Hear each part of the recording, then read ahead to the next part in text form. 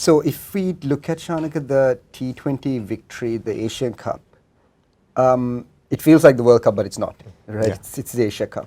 The World Cup is in October, November.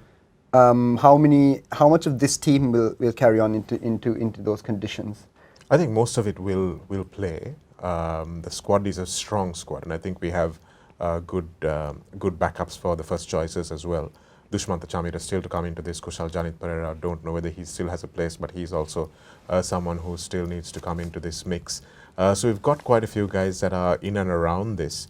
But I did take a look at the two groups yesterday, and even if Sri Lanka qualifies and goes into one of those groups, you know, you're looking at England, Australia, South Africa, the West Indies, India, Pakistan, you know, playing pretty well. Tough. It's going to be tough. It's going to be really tough. And we're going to have to play well, which is what really heartened me about this Asia Cup victory, because it wasn't an easy victory. We had to come back from a really dodgy position, and we still managed to do that. And if they take that heart with them, who knows, we're kind of in the same position we were in the 96 How World do you Cup. see the batting lineup, Shanaka? Because I feel like the middle order is still brittle, a little bit, you know, a little bit unsure of themselves. Yeah, I'm not a huge fan of Kusum Wijetilleke opening, really. I think he's our best number 4.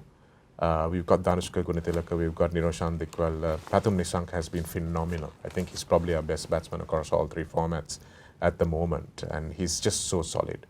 But we're building partnerships, which is nice, and we seem to be building an understanding, which is nice, which I didn't see a few months ago. And they know when to drop and run, especially in the T20 game, and they're talking to each other, and you can see there's a bit of a camaraderie. So, you know, Bhanuka Rajapaksa I thought was brilliant, but I think Kusal Mendis maybe at 4, Charith Asalanka at 5, Bhanuka at 6. That's a really solid lineup. But where are the power hitters?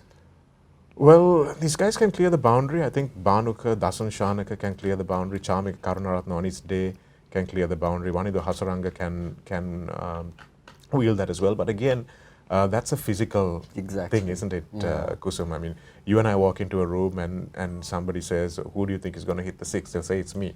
I can't connect the ball, but that's beside the point. They say that this is the guy that's going to get you over the line. So I remember during the underarm fiasco way back in the day with Trevor Chappell. He says that they needed 6, and it was Graham McKechnie, a New Zealand fast bowler, who had come in. And he was a big strapping guy, and Trevor Chappell says, if anybody could hit a 6 off the last ball, I thought he was going to be this guy. And that's why I bowled the underarm. So it's a function of physicality, and the boys have got stronger, they've got fitter, but I would like to see them putting on a little bit more muscle, a bit more fast twitch, and really being able to club that ball like the likes of David Warner and Joss Butler. We've had some big guys play international cricket for Sri Lanka. Guru Singha was a famous guy, gentle giant, you know, very good at nurdling the ball around. Someone that was quite good was Avishka Gunawardena, who I think had that instinct that Jayasuriya had to just from ball 1 he was turned on, he could just hit the ball immediately. Again, didn't really translate at the international game. But I see a lot of other teams in T20 cricket today just have a few players that are down the order, they only need 5-6 deliveries, and I kind of feel like that is where we may just sort of fall short a little bit. We forget how strong Sanat Jayasuriya was. Exactly. And he's got Popeye forearms. He just flicks the ball and it's 6. I was watching a Viv Richards just on YouTube just for fun recently, and he's a right hand, plays a very similar shot. He picks up the ball just off a length and just uses his wrists. And that's literally what Sanat does. And Sanat hits that ball for 6 as a left-hander simply because the bats are bigger and stronger, and he's probably slightly got bigger forearms. Probably doesn't have the Vivian Richards shoulders, the shoulder width, but he's got pretty big. He's a pretty big guy.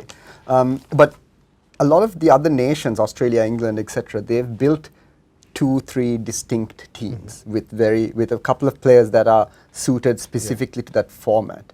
Do you think we can go in that direction, or have we already started, or do you see a lot of overlap? Because I see very similar names coming in. Yeah. But and then the test team comes. You have I don't want to mention names. It's not my industry, but there are test players with 20, 30, 40 tests who are batsmen, for example. That's their main job is to bat, and they're averaging 25, 30 in test cricket. So that's not a recipe for test victories. No, it's not. It's not, and I think that's why our test victories will be few and far between, especially away from home. But when they come, they'll be spectacular. So that's just the way Sri Lanka has been.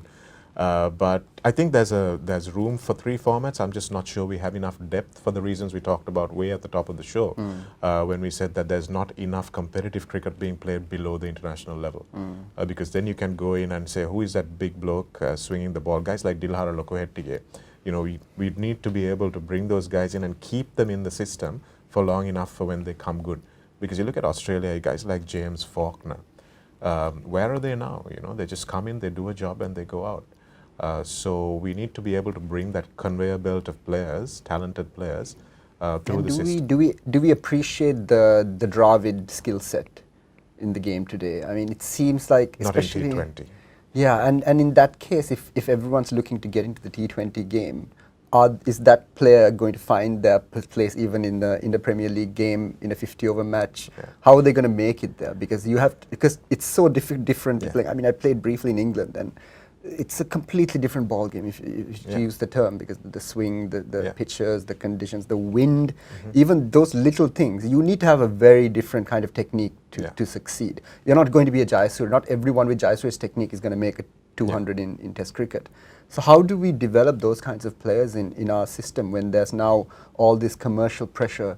As you know, Sri Lankans also have to make a career. You know, they go into cricket to make some money as well. Yeah. And when that pressure comes along, you probably find those players who are of the Atapattu ilk kind of being shunned for someone who's, you know, a little more. You could, and I think the fate has befallen guys like Dimut Karnaratne, who I think is a very good batsman, could probably be in our one-day side as well quite easily.